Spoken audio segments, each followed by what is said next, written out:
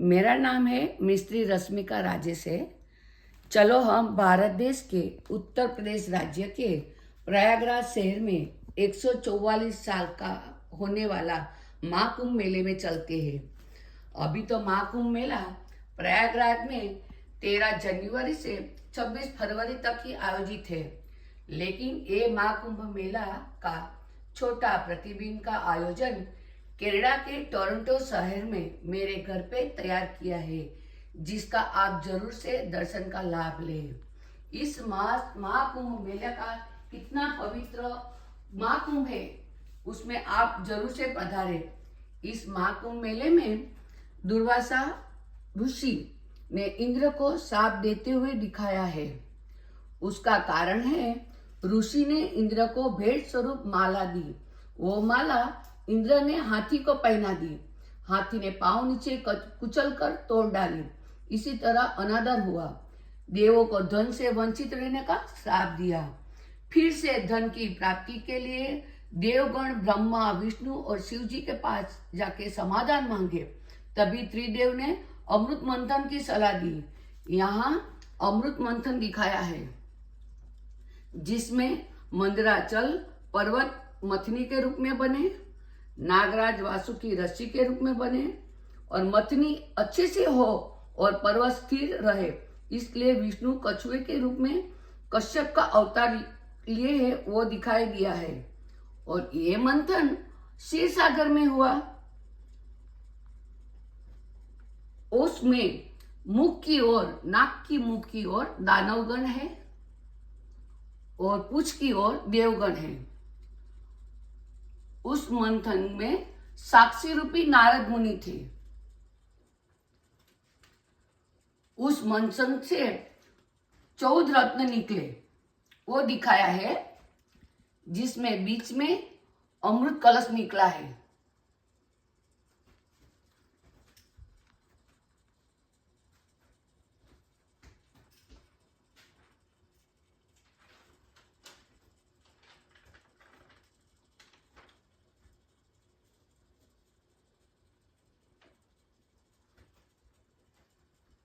अमृत पाने की लालसा किसको ना हो, अपने को भी है, मेरे को भी है, लेकिन वो समय में देव और दानव को भी थी।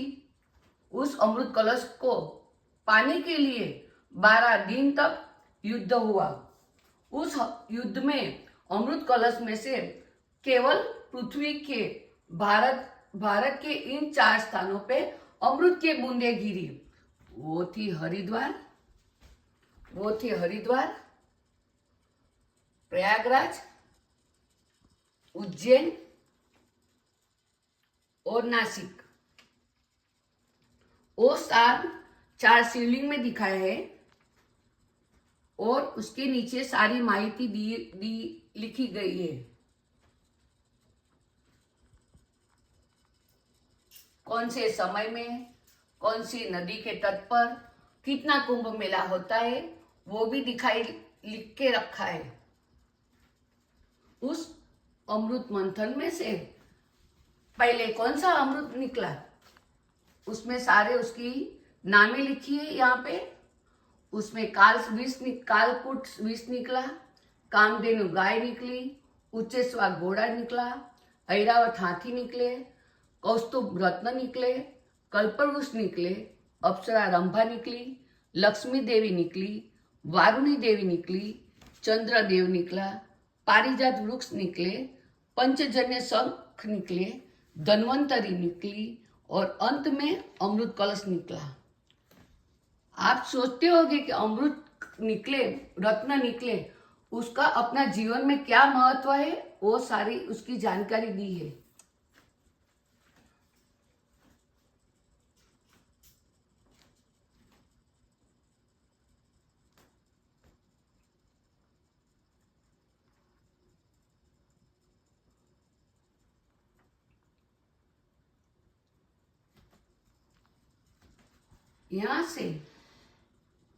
यहां से 3 नदी का संगम दिखाया है। यहाँ पे 3 नदी का संगम, नदी कहाँ से उगम स्थान है वो दिखाई है। उसमें यमुना नदी, विलुप्त सरस्वती नदी, और गंगा नदी, जिसमें तीनों नदी का पानी का रंग भी दिखाया है। वहां पे सुबह शाम की पुजारियां आरतियां करते हैं, वो दिखाई दिया है।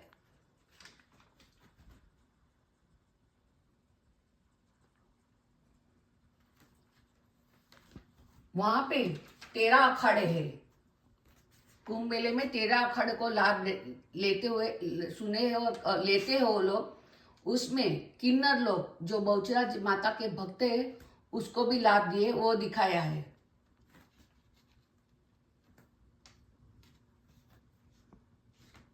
ये यात्रालु शाही स्नान करने अमृत पाने की लालसा में जा रहे हैं।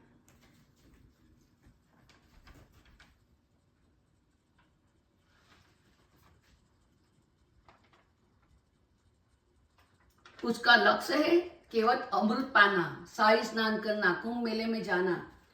वो नदी आगे जाके त्रिवेणी संगम कहलाती है। ये त्रिवेणी संगम का घाट है जिसमें जूना अखाड़े के नागा साधुओं स्नान कर रहे हैं, क्योंकि उसको पहला अधिकार है, क्योंकि उसने अपना सनातन धर्म को आगे बढ़ाया। उसके बाद 12 अखाड़ा के साधु लोग स्नान करते दिखाई देते हैं और बाद में यात्रालु को स्नान करने का अधिकार देते हैं। अभी वो समय में ब्रह्म मुहूर्त में ये सारे देवगण आज भी धरती पर शाही स्नान करके आके चले गए हैं और आते भी हैं।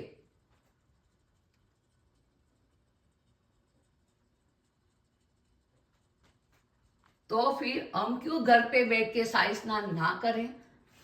इसलिए पूरा जीवन का अमृत का प्राप्ति के लिए हम भी दौड़ रहे हैं।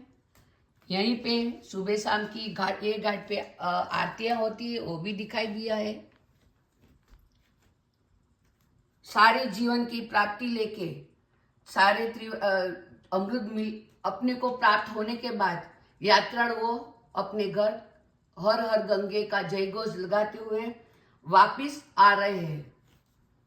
उसमें आप भी हो और मैं भी हूं। ध्यान से देखोगे तो वो भी आपको दिखाई देगा। ध्यान से देखोगे तो आपको दिखाई देगा।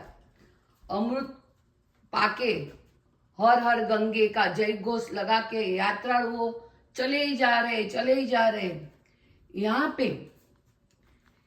पे कितना कुंभ मेला है, कुंभ मेला कितने साल के बाद आता है, कौन से ग्रह के कारण कुंभ मेला होता है, वो दिखाई देता है। प्रयागराज कुंभ मेले में कितने शाही स्नान है उसकी माहिती दी है इधर, जिसमें 13 जनवरी 14 फरवरी मकर संक्रांति की वो तो शाही स्नान हो गया, लेकिन जो बचे हुए 4 दिन है उसमें आप खुद घर में एक लोटा लेके उसमें 2-3 बूंद गंगा जल डाल के आप भी शाही स्नान कर सकते हैं। और सब लोग कहते हैं कि सोए हुए हनुमान जी का दर्शन किया बिना यात्रा अधूरी रहती है, तो वो भी यहाँ पे दर्शाया है। इस पूरे मेले में स्वच्छता का पालन किया है, वो दिखाई देता है। और तो फिर हम भी आपके साथ और आप भी हम के साथ बोले, हर हर गंगे मैया की जय, हर हर गंगे मैया की जय, हर हर यमुने मैया की जय, हर हर यमुने मैया की जय, हर हर सरस्वती मैया की, हर हर सरस्वती मैया की जय, हर हर महादेव की जय, हर हर महादेव की जय। धन्यवाद। आपने मेरा वीडियो ध्यान से देखे और आप भी उसका लाभ लिया, उसके मैं आपको कोटि कोटि आभार मानते हूँ। धन्यवाद।